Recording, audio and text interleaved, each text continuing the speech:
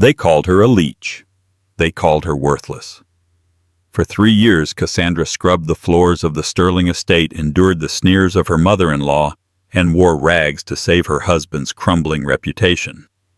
But when Preston Sterling threw divorce papers in her face to marry a younger, wealthier woman, he made the biggest mistake of his life. He didn't know that the silent, submissive wife he was discarding was actually the hidden owner of Vance Vanguard Holdings, the very multi-billion-dollar conglomerate holding his family's massive debt. Today, the maid takes off her apron and the queen takes her throne. Watch what happens when the one you humiliated holds the keys to your destruction. The grandfather clock in the hallway of the Sterling estate chimed 6 times, the sound echoing off the cold marble floors like a death knell. Cassandra Vance, known simply as Cassie to the husband who barely looked at her anymore, adjusted the hem of her simple cotton dress. It was their 3rd anniversary. In the kitchen, the air was thick with the smell of roasted lamb and rosemary, Preston's favorite. Cassie had spent 6 hours preparing the meal, her hands red from chopping and scrubbing. She had no help. Beatrice Sterling, her mother-in-law, had fired the last housekeeper months ago, claiming budget cuts, though Cassie noticed Beatrice had walked in with a new limited edition Hermes Birkin bag the very next day. "He'll be home soon," Cassie whispered to herself, smoothing a stray lock of dark hair behind her ear. She walked into the dining room. The table was set with the Sterling family silver polished to a mirror shine by her own hands.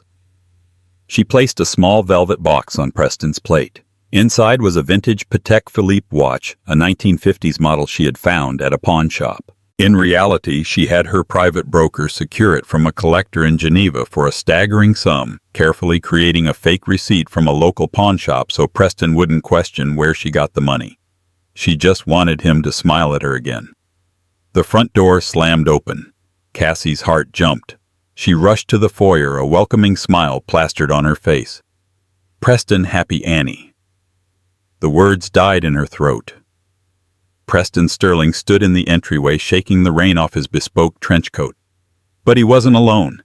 Hanging onto his arm, looking like a runway model in a shimmering red Versace dress, was Vanessa Caldwell. Vanessa was the daughter of a steel magnate, a woman Beatrice had always said was more suitable for Preston. "Preston." Cassie's voice trembled. Preston didn't even look at her. He shrugged off his coat, handing it to Cassie as if she were the help. "Hang this up, would you? It's soaking." Cassie stood frozen, the coat heavy in her arms. "Preston, it's our anniversary. Why is she here?" Beatrice Sterling descended the grand staircase, at that moment her heels clicking sharply against the stone. "Because you foolish girl, tonight is a celebration of the future, not a mourning of the past." Beatrice walked up to Vanessa, kissing her on both cheeks. "Vanessa, darling, you look stunning. Finally some class in this house." "Thank you, Beatrice," Vanessa simpered, casting a pitying glance at Cassie's plain cotton dress. "Oh, is this the wife? She looks quaint, like a little church mouse." Cassie dropped the coat. "Preston, what is going on?" Preston finally turned to her. His eyes, once warm, were now ice cold. He reached into his suit jacket and pulled out a thick manila envelope. He tossed it onto the entryway table. It slid across the polished wood and stopped right in front of Cassie. "Divorce papers," Preston said flatly. "I've signed them. You just need to sign and leave." The room spun. "Divorce, but we promised. Through sickness and health. For poorer or richer." "We are definitely at the poorer part because of you," Beatrice spat, stepping forward. "Look at you, Cassie. You're a dead weight. My son is the CEO of Sterling Industries. He needs a partner who brings capital, connections, and prestige. Vanessa brings a merger that will save this family from the brink of bankruptcy. What do you bring, Soup Laundry?" "I loved him," Cassie said, her voice barely a whisper. Her eyes locked on Preston. "I supported you when the stocks crashed last year. I sold my mother's jewelry to pay the property tax on this house so you wouldn't be embarrassed at the club." "Petty cash," Preston scoffed. "Vanessa's father is investing $50 million into Sterling Industries pending our engagement. 50 million, Cassie. Can you even count that high? Cassie felt a coldness settle in her chest, replacing the heartbreak with something harder, something sharper. So I am being traded, Cassie said, her posture straightening slightly, like a used car. Don't flatter yourself, Tiffany, Preston's younger sister, chimed in as she walked out of the living room holding a glass of champagne. Used cars have value. You're more like a lease that's expired. Honestly, it's embarrassing introducing you to my friends. Oh, that's my brother's wife. She wears generic brand shoes. It's tragic. Preston sighed, checking his Rolex, a gift from Cassie 2 years ago, though he told everyone he bought it himself. Just sign the papers, Cassie. I'm being generous. I'm letting you keep the old Toyota, and I'll give you $5,000 to get settled somewhere else. $5,000, Cassie repeated, for 3 years of my life. Take it or leave it, Preston snapped. Vanessa and I have a reservation at Le Bernardin at 8. You need to be gone by the time we get back. Cassie looked at the man she had hidden her empire for. She had wanted to be loved for herself, not her billions. She had played the role of the dutiful poor wife to see if the Sterlings had hearts beneath their designer clothes. The experiment was over. The results were negative. Cassie reached for the pen Preston held out. She didn't cry. She didn't scream. She simply leaned over the table and signed her name in a fluid, elegant script. Cassandra Vance. She left the Sterling off. Good, Preston said, snatching the papers back. Now pack your things. The maids— oh wait, you are the maid. We'll get your boxes. I don't need boxes, Cassie said calmly. She turned to the small table by the door, picked up her purse, a battered leather bag that Beatrice had once tried to throw in the trash, and walked to the door. Wait, Beatrice called out, her eyes narrowing. Open that bag. I want to make sure you aren't stealing any of the silverware. Cassie stopped. The humiliation was total. She turned around, unzipped her bag, and dumped the contents onto the floor. A tube of lip balm, a wallet, a phone, and a black titanium credit card with no numbers, just a chip and a signature. Beatrice squinted at the card. What is that? Some kind of library card? Cassie knelt, picked up the black card, and slipped it into her pocket. Something like that. Get out, Preston said, turning his back on her to pour Vanessa a drink. And don't come crawling back when you run out of gas. Cassie opened the heavy oak door. The rain was pouring down, thundering against the pavement. She stepped out into the storm, not looking back at the warmth and light of the Sterling mansion. As the door clicked shut behind her, the submissive quiet Cassie died. She walked down the long driveway, the rain soaking her cotton dress. Once she reached the iron gates, she stopped. She reached into her pocket and pulled out her phone. She dialed a number she hadn't called in 3 years. Adrian, she said, her voice devoid of emotion. It's done. Come get me. A quarter of a mile down the road, away from the prying eyes of the Sterling estate, a convoy of 3 black SUVs idled in the darkness. They were Cadillac Escalades, armored and tinted, the kind used by heads of state. As Cassie approached, the rear door of the middle vehicle swung open. A man in a sharp gray suit stepped out, holding a large black umbrella. He moved with the precision of a soldier, but the grace of a diplomat. This was Adrian Thorne, the chief operating officer of Vance Vanguard Holdings and Cassie's most trusted confidant.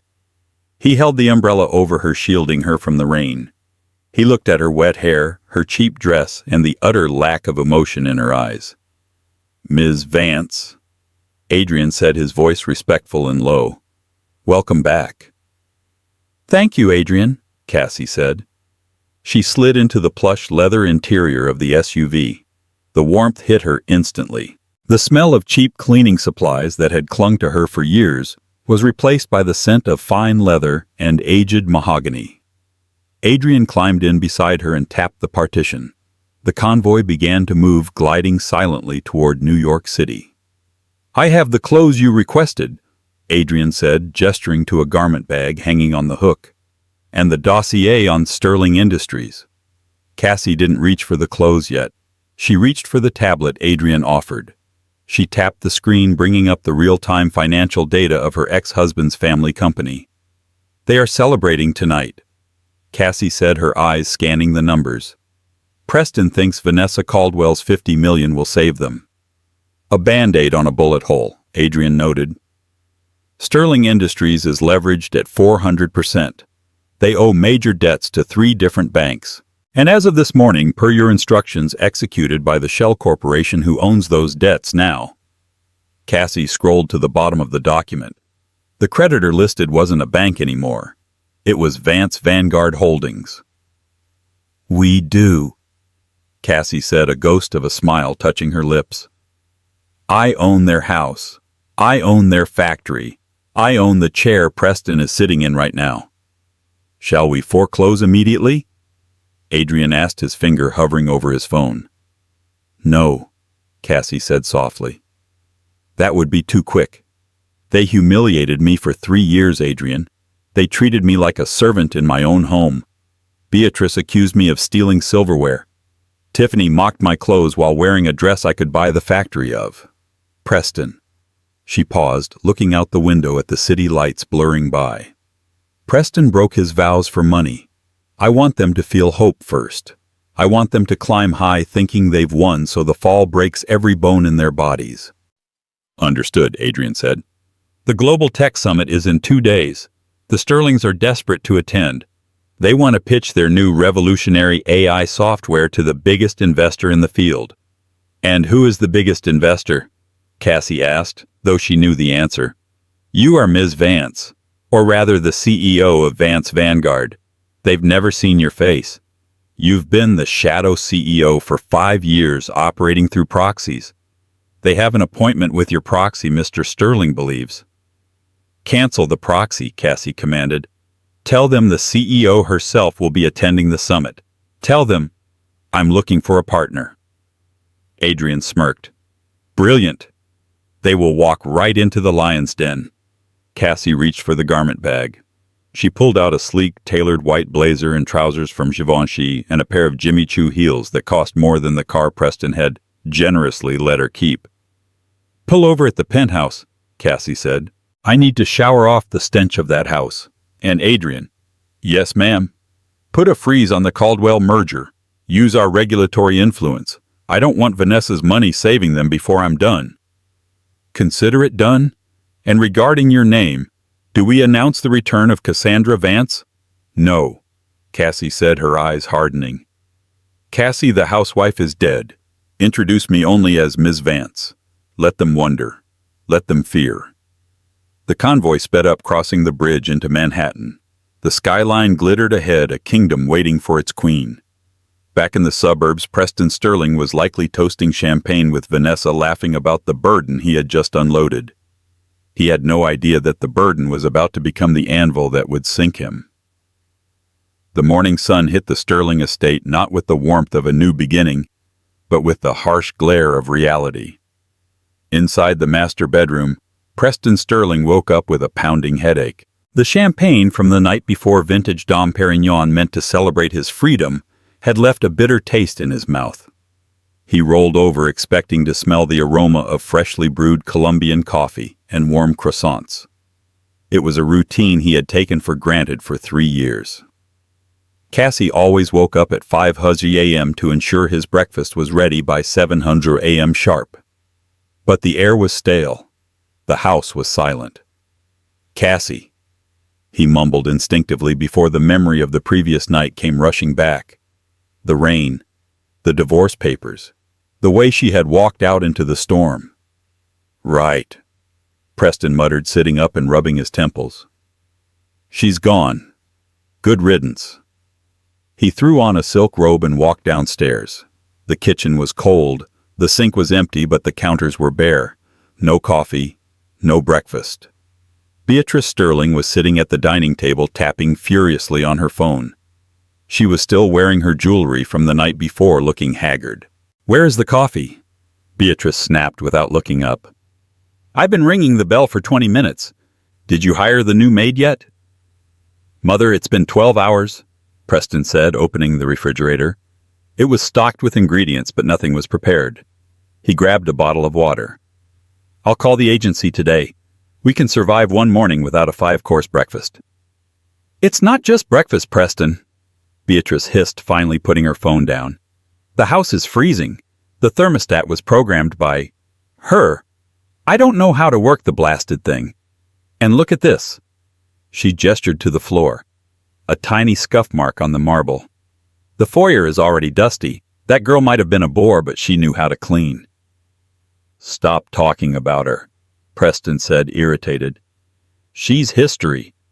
Vanessa is the future. Speaking of which, have you seen the stock reports? The announcement of our split should have stabilized the market's confidence, knowing I'm free to marry into the Caldwell family. Preston pulled up the financial news on his tablet. His face went pale. Sterling Industries stock plummets. 12% amidst rumors of hostile debt takeover. What? Preston gasped. That's impossible. The Caldwell merger news was supposed to leak this morning. Just then his phone rang. It was terrified personal assistant Greg. Mr. Sterling, you need to get to the office. Now, Greg squeaked. Calm down, Greg. What is it? It's the bank, sir. First National. They called to say they no longer hold our primary loan. They sold the debt package early this morning. Preston laughed nervously. So, what banks sell debt all the time? Who bought it? A holding company called Vance Vanguard, Greg said. And sir, they've already issued a notice of immediate audit. They are freezing the company credit cards until the audit is complete. Your corporate jet was just grounded in Teterboro. Preston dropped the water bottle. It shattered on the floor, splashing water over his expensive slippers. Vance Vanguard. The international conglomerate. Why would they want our debt? I don't know, sir, but they sent a representative. He's waiting in your office. He says he won't leave until he speaks to the CEO. Preston looked at Beatrice, fear creeping into his eyes for the first time. I have to go. Across the city in the penthouse suite of the Vance Tower, a building that pierced the clouds like a needle of glass and steel. Cassandra Vance stood before a floor-to-ceiling mirror.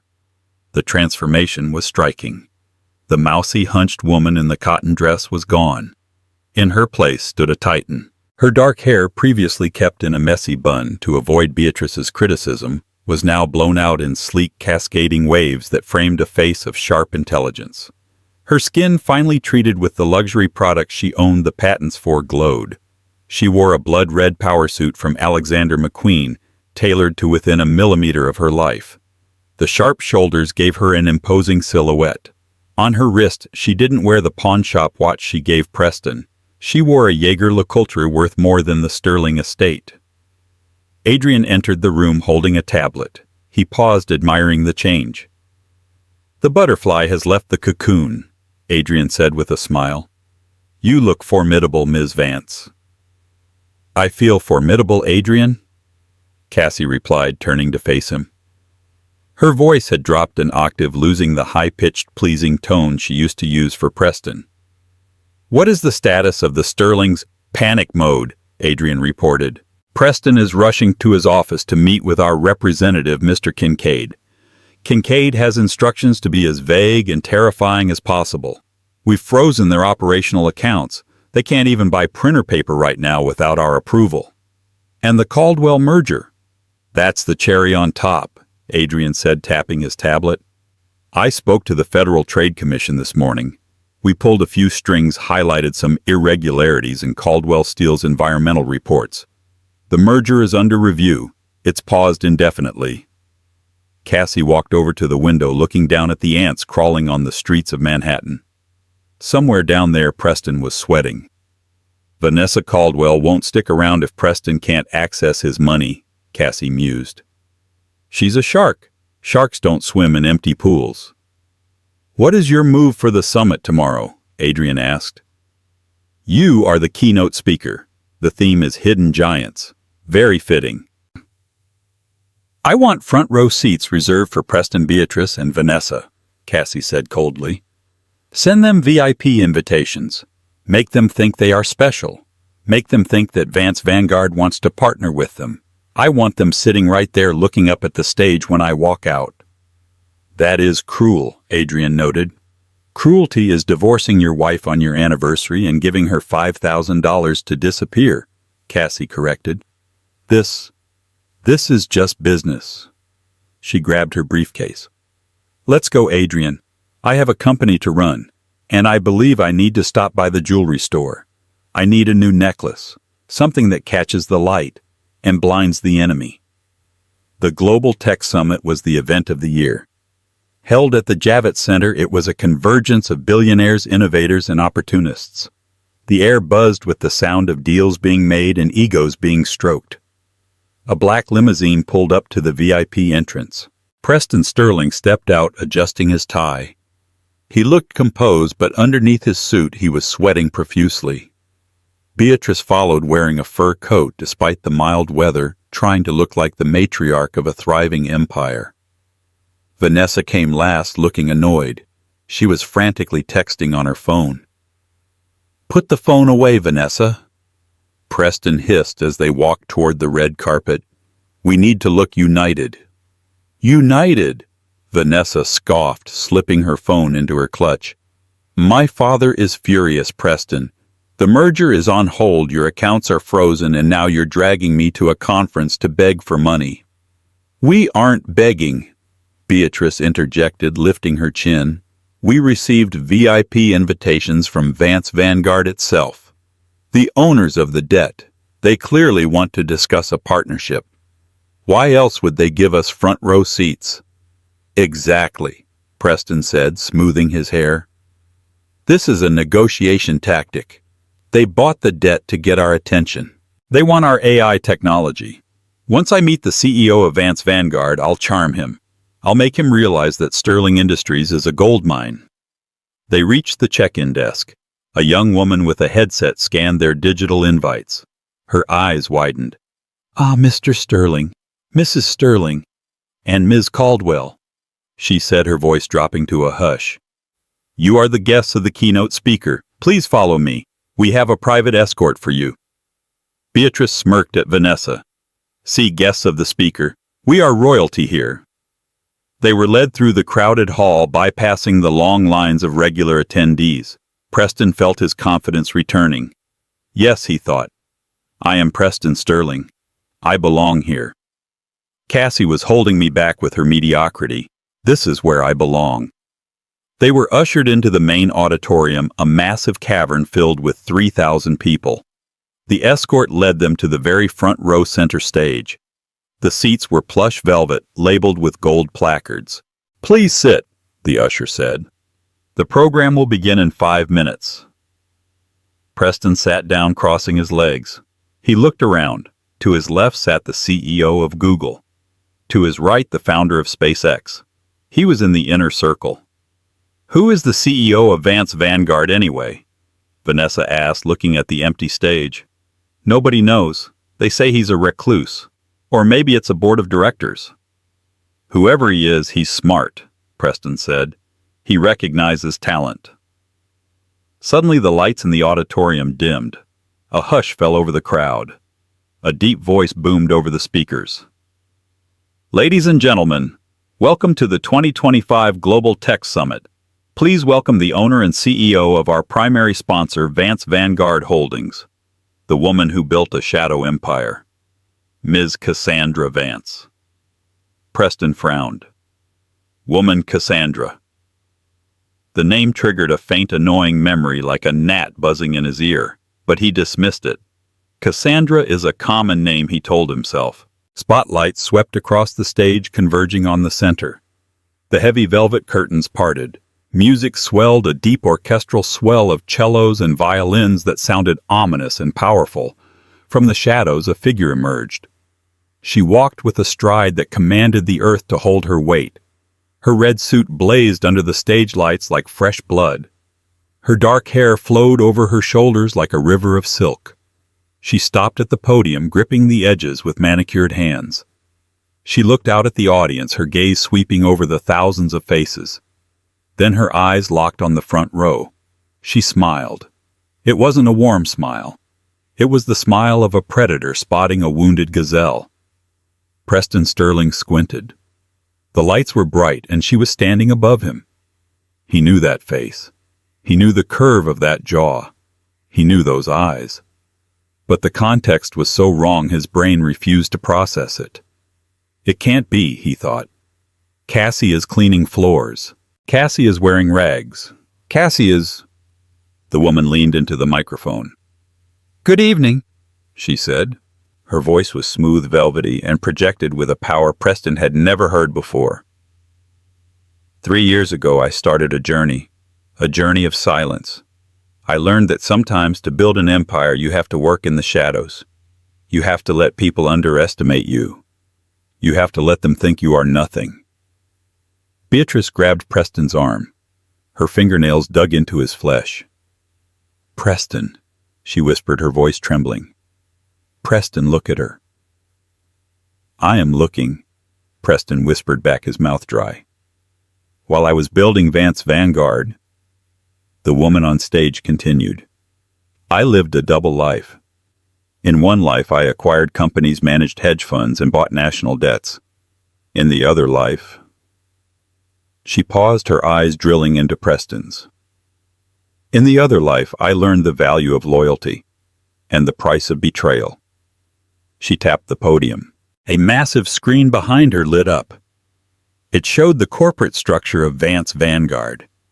Underneath the main logo were dozens of subsidiaries, and right in the center, highlighted in red, was a new acquisition, Sterling Industries. "Today," Cassie said, her voice ringing like a bell, "I am here to announce that Vance Vanguard has acquired full control of the debt of Sterling Industries, and as the majority creditor, I will be making some structural changes." The crowd applauded politely, thinking it was just a business announcement. But in the front row, the world ended. Preston's jaw hit his chest. Vanessa gasped, dropping her clutch. Beatrice looked like she was having a stroke. "It's her!" Vanessa shrieked, forgetting to whisper. "It's the maid! It's your wife!" Heads turned. People stared. Cassie ignored the outburst. She continued her speech, talking about innovation and the future, but every few sentences she would glance down at Preston, enjoying the look of absolute terror on his face. When the speech ended, the applause was thunderous. Cassie bowed gracefully and walked off stage. "We have to go backstage," Preston stammered, standing up on shaky legs. "There must be a mistake. Or if it is her, she's my wife. We're still married. The papers aren't filed yet." A sudden spark of hope lit up his eyes. "That's right. The divorce isn't final. If she's worth billions, half of that is mine." "You idiot!" Vanessa yelled. "You signed a prenup. You made her sign a prenup to protect your measly millions." "No," Preston said, eyes widening. "The prenup said, what we bring in, we leave with. She brought nothing. Or so I thought. This company, she built it during the marriage." "Move," Beatrice commanded, shoving people aside. "We need to talk to her. She's family. She loves you, Preston. She was obsessed with you. You can fix this. Just smile at her. Remind her of the good times." They rushed toward the VIP backstage entrance. A massive security guard blocked the way. He was built like a tank. "Let us through," Preston demanded, trying to summon his CEO voice but sounding like a frightened child. "I am her husband." The guard looked at a list on his clipboard. "I have a Mr. Sterling on the list." "See?" Preston turned to Vanessa. "She wants to see me. However," the guard continued, "Ms. Vance has given strict instructions. She will only see Mr. Sterling. The other two..." He looked at Beatrice and Vanessa with disdain. "Can wait by the dumpster." "How dare you!" Beatrice shrieked. "Go, Preston," Vanessa pushed him. "Go in there and get our money back. Fix this." Preston straightened his tie, took a deep breath, and walked past the guard. He entered the green room. It was luxurious, filled with white roses and champagne. Cassie was sitting on a velvet sofa sipping a glass of water. Adrian stood behind her. She didn't stand up when Preston entered. She didn't smile. She just looked at him over the rim of her glass. "Hello, Preston," she said. "Cassie." Preston breathed out, walking toward her with his arms open. Honey, my God, you look incredible. Why didn't you tell me why the games? He tried to hug her. Step back! Adrian warned, his voice like a whip crack. Preston froze.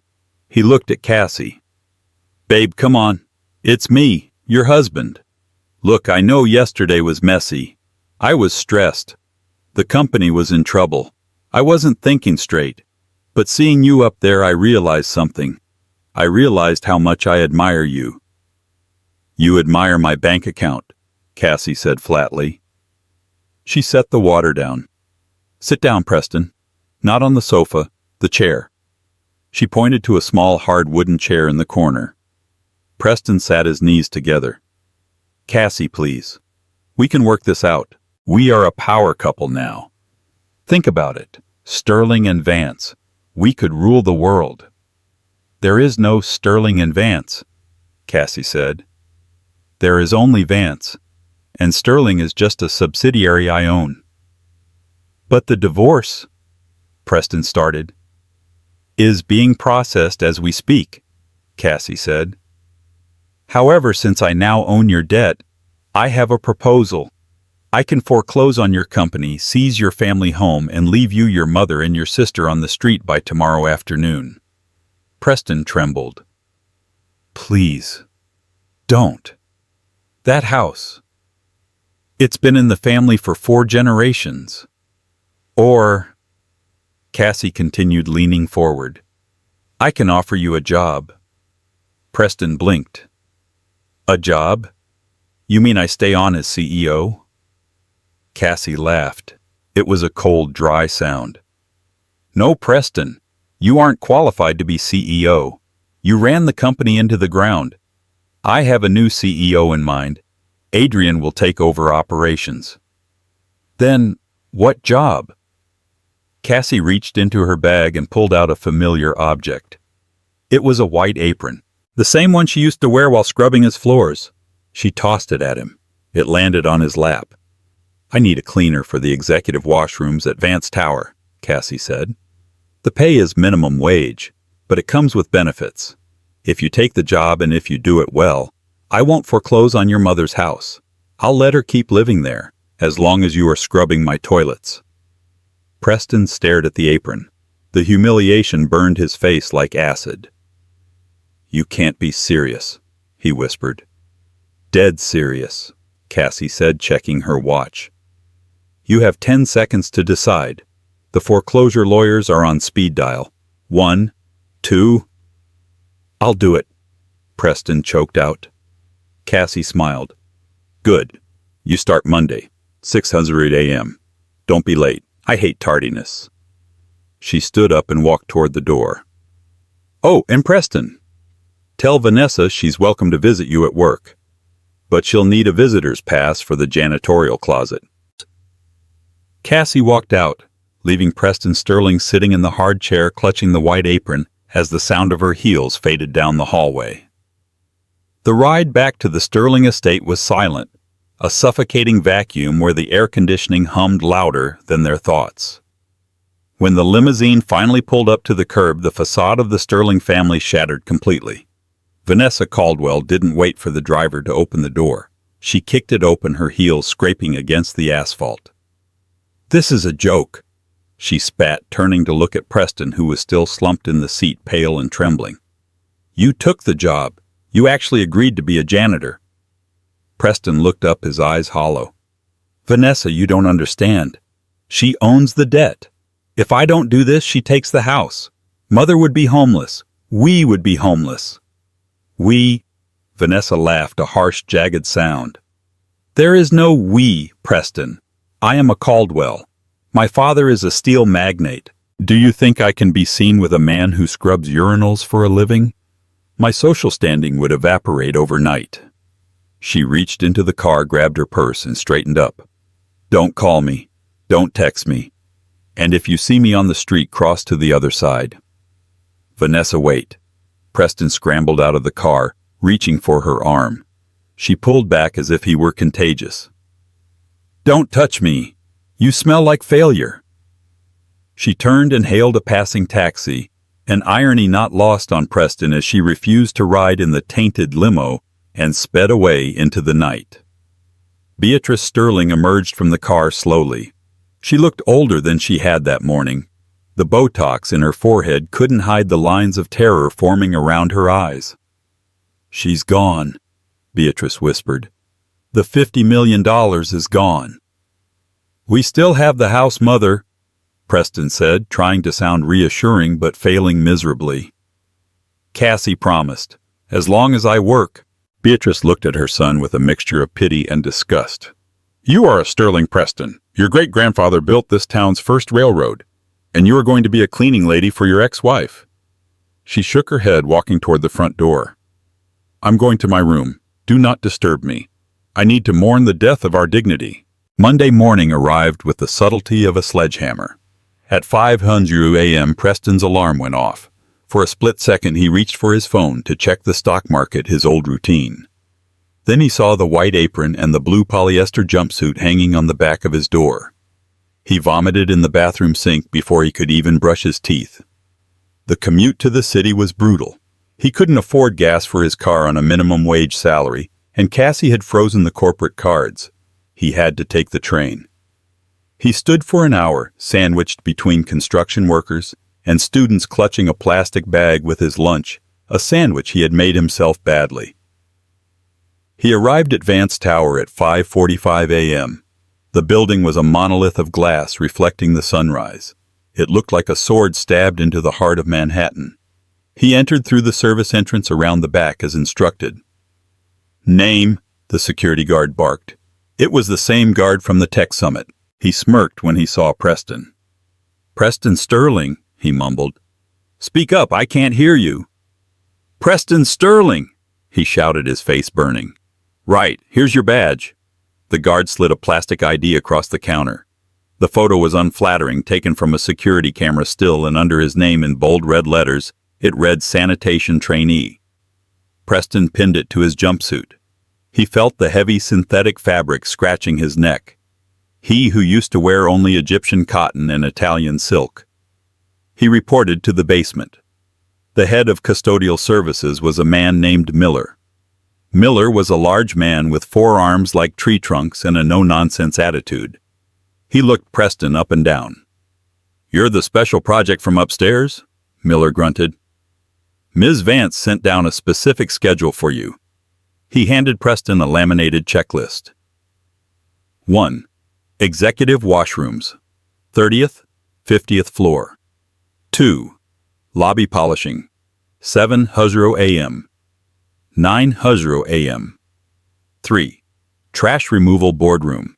Get to it, Sterling, and don't think because you used to be a big shot you can slack off. Ms. Vance has cameras everywhere.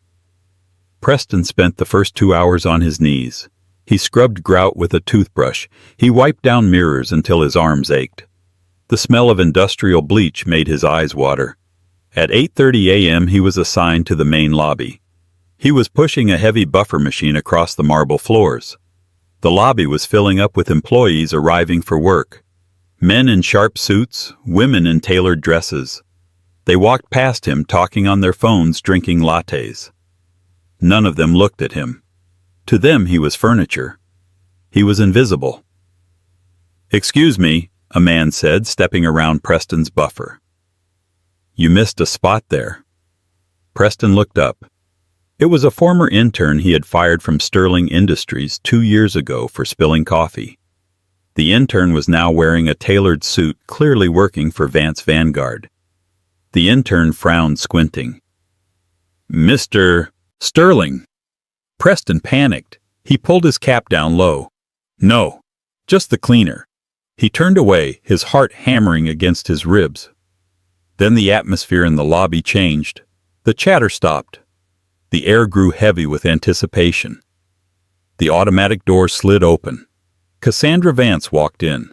She was flanked by Adrian and a team of lawyers. She wore a charcoal gray trench coat over a white dress, sunglasses shielding her eyes. She moved with a kinetic energy that parted the sea of employees. Preston gripped the handle of the buffer machine. "Don't look at me," he prayed. Please, God, don't look at me. Cassie walked straight toward the elevators. But as she passed the center of the lobby, she stopped. She took off her sunglasses. She turned her head slowly and looked directly at Preston. The lobby was silent. Everyone watched. The contrast was stark. The Empress of Industry and the man in the blue jumpsuit. Cassie walked over to him. Her heels clicked sharply on the floor he had just polished. She stopped inches from him. She could smell the sweat and bleach on him. "You missed a spot," she said softly, pointing to a tiny scuff mark near her shoe. Preston felt tears pricking his eyes. "I'll get it, Ms. Vance." "See that you do," she said. "We have a board meeting at 10. I want the windows in the conference room spotless. I want to be able to see the city I own clearly." She turned and walked away. "Oh, and Preston?" she called out over her shoulder.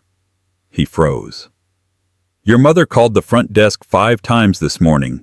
Tell her that if she calls the executive line again, I'm deducting the cost of the wasted time from your paycheck." The elevator doors closed, taking her up to the sky. Preston was left standing in the lobby surrounded by hundreds of whispering employees. He dropped to his knees and began to scrub the scuff mark, his tears mixing with the floor wax. 3 weeks passed. Preston's hands were calloused. His back was in a constant state of spasm. He had lost 10 pounds, his face gaunt and shadowed with stubble. He was too tired to shave. The humiliation had become a dull ache, a constant companion. But desperation breeds dangerous thoughts. On a rainy Tuesday night, Preston was taking out the trash bags to the loading dock. The alley was dark, illuminated only by the flickering yellow light of a street lamp. "You look terrible, Preston." The voice came from the shadows. Preston jumped, dropping a bag of shredded documents. Vanessa Caldwell stepped out from behind a dumpster. She was wearing a trench coat, her collar turned up. She looked anxious, smoking a thin cigarette. "Vanessa," Preston gasped. "What are you doing here? You said to never contact you." "Things have changed," Vanessa said, taking a nervous drag. "My father, he's in trouble. That little stunt your ex-wife pulled with the FTC, it triggered a full-scale investigation into Caldwell Steel. They're freezing our assets, Preston, just like yours." "I'm sorry," Preston said, though a small part of him felt a grim satisfaction that he wasn't the only one suffering. "Sorry doesn't fix it," Vanessa hissed. She threw the cigarette down and crushed it with her heel. "But I know what will. Money and leverage." She stepped closer, lowering her voice. "I've been doing research on Vance Vanguard. Their new AI project, the one they are unveiling next month, it's revolutionary. It's worth billions. And the source code is stored on a dedicated server in the building." Preston shook his head. No way. I'm just a janitor, Vanessa. I clean toilets. I don't hack servers." "You have the keys, you idiot," Vanessa whispered aggressively. "I saw your belt. You have the master key for the maintenance closets, and the server room has a maintenance hatch for the cooling system. I have a buyer in Shanghai. They are willing to pay $20 million for that code, cash." $20 million, Preston repeated. The number danced in his head. $10 million for him. He could leave the country. He could buy a new identity. He could escape Cassie's boot. "I have a drive," Vanessa said, pulling a sleek silver USB device from her pocket. "It has a program on it. You just need to plug it into the main server. It will copy the files automatically in 2 minutes. Then you walk out, give it to me, and we disappear." "It's too dangerous," Preston stammered. "There are cameras." "The maintenance hatch is a blind spot," Vanessa insisted. "I've seen the blueprints. Preston, look at you. You're wearing a polyester jumpsuit. You smell like ammonia. Do you want to do this for the rest of your life?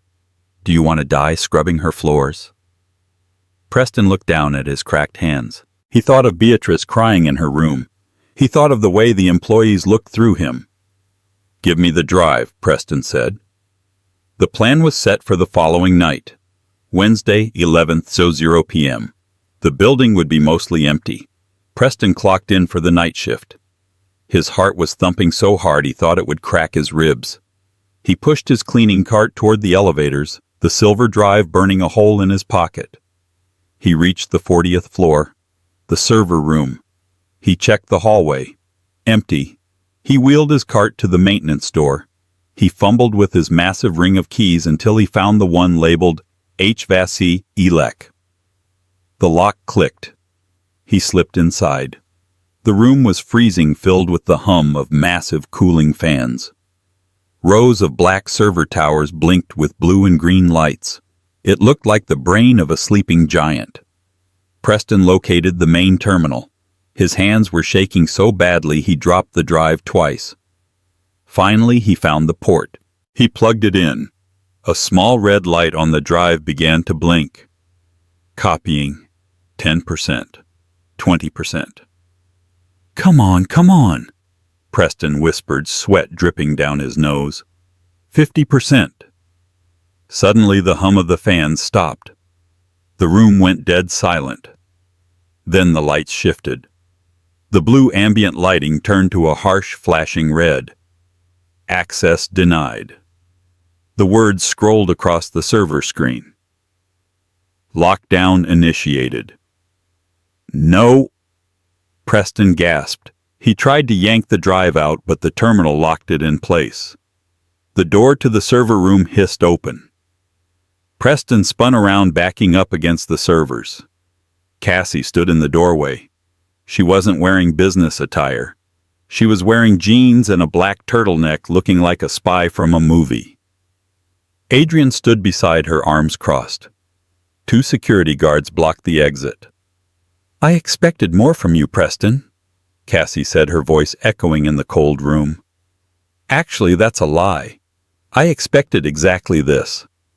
"It's not what it looks like," Preston cried, holding up his hands. "I was cleaning, I found this drive." "Stop," Cassie said, walking into the room. She tapped the keyboard and the screen changed to show a live video feed of the alleyway. On the screen, Vanessa Caldwell was pacing back and forth, checking her watch. "We've been watching Vanessa for weeks," Adrian said. "We knew she bought the decryption software on the black market. We knew she contacted you. We let you enter the room." "Why?" Preston slumped against the server rack. "Why let me get this far?" "To see if you had changed." Cassie said, a flash of genuine sadness in her eyes. "Part of me, a very small foolish part of me, hoped you would throw that drive away. I hoped that maybe, just maybe, losing everything had taught you integrity. I gave you a job. I let you keep your home. I gave you a second chance." She walked closer, her eyes hardening into diamonds. "But you are a parasite, Preston. You and Vanessa. You don't build. You steal. You don't work. You take."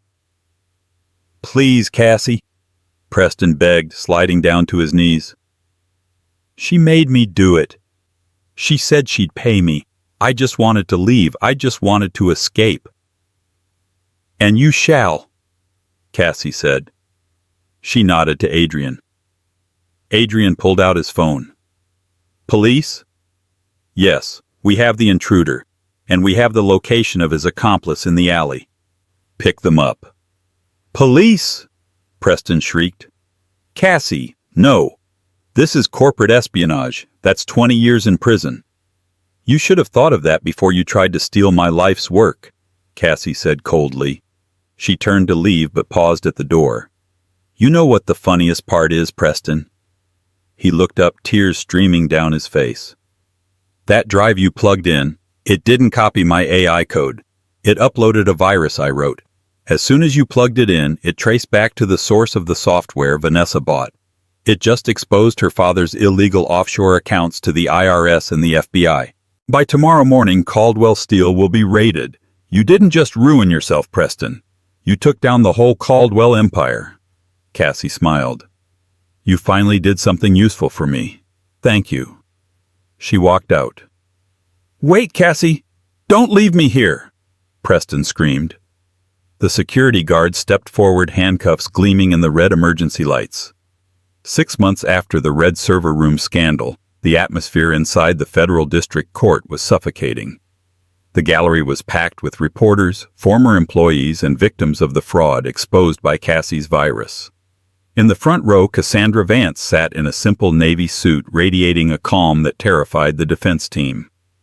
"All rise." Judge Eleanor Sterling took the bench. She stared down at the two defendants. Preston Sterling, once the arrogant prince of industry, now stood in a bright orange federal jumpsuit shackled at the waist. He looked 20 years older, his posture broken. Beside him, Vanessa Caldwell stood with a defiant sneer, though her hands trembled. "You have been found guilty of corporate espionage, grand larceny, and conspiracy," the judge announced, her voice echoing off the mahogany walls. "Mr. Sterling, you were given a lifeline by the very woman you discarded. Instead of climbing up, you tried to pull her down. That is not desperation. That is malice." She turned her gaze to Vanessa. "And you, Ms. Caldwell, dragged your family empire into the mud with you. I sentence you to 15 years in federal prison." Vanessa shrieked, her knees buckling as marshals grabbed her arms. "It was a trap! She set us up!" she screamed, pointing at Cassie. The judge banged her gavel, silencing the outburst. "Preston Sterling," the judge continued. Preston flinched. "For your betrayal of trust and active participation in the theft, I sentence you to 8 years. A gasp rippled through the courtroom. Furthermore, the judge added, delivering the final blow, to pay restitution for the damages, the Sterling family estate will be seized and liquidated immediately. Preston's head snapped up. "No, not the house. My mother lives there." "Your mother should have taught you better morals," the judge said coldly. "Court is adjourned." As the gavel fell, the marshals hauled Preston away. He twisted in their grip, locking eyes with Cassie. "Cassie, help me. Please, I'm sorry." Cassie watched him vanish through the side door, his chains rattling. She felt no joy, only a quiet, clean emptiness. The burden was finally gone. Outside, the rain fell in sheets. Cassie descended the courthouse steps, Adrian holding an umbrella over her. Suddenly, a figure burst through the line of reporters. It was Beatrice Sterling. She looked pathetic, her furs replaced by a thin wool jacket, her face streaked with mascara. "Cassandra!" Beatrice wept, grabbing Cassie's sleeve. "You have to help me. They're taking the house tomorrow. I have nowhere to go. We were family." Cassie gently removed Beatrice's hand. "We were never family, Beatrice. I was staff to you." "But I'll be homeless," Beatrice wailed. "Where will I sleep?" Cassie reached into her purse and pulled out a business card. "I have news regarding the estate. I bought it from the bank this morning." Beatrice's eyes lit up with desperate hope. "You did? Oh, thank God, so I can stay." "No," Cassie said, her voice soft but firm. "I'm donating the property to the city. Next month it will reopen as the Vance Shelter for Women, a place for those who have been underestimated and discarded to get back on their feet." She pressed the card into Beatrice's palm. "This is the number for the intake coordinator. If you need a bed, get in line. But be warned, Beatrice, the residents do their own chores. No maids allowed." Cassie stepped into her waiting limousine. As the car pulled away, she looked back one last time. Beatrice stood alone in the rain, clutching the card, staring at the gray sky. "To the airport," Cassie told the driver, leaning back into the leather seat. "I have a vacation to take." And that is the story of how a silent, dutiful wife turned the tables on the husband who betrayed her. Preston Sterling thought he was discarding a piece of trash, but he ended up throwing away a diamond. In his arrogance, he forgot the most important rule of life. Be careful who you step on while you're climbing up, because you might have to look them in the eye on your way down. The Sterlings lost their fortune, their freedom, and their legacy, not because Cassie was cruel, but because they couldn't imagine a world where the help was actually the queen. If you enjoyed this story of ultimate karma and revenge, please hit that like button. It really helps the channel grow. What would you have done if you were Cassie? Would you have given Preston a second chance? Or did he get exactly what he deserved? Let me know in the comments below. I read every single one. And don't forget to subscribe and ring the bell so you never miss another story of twists, drama, and justice. Thanks for watching.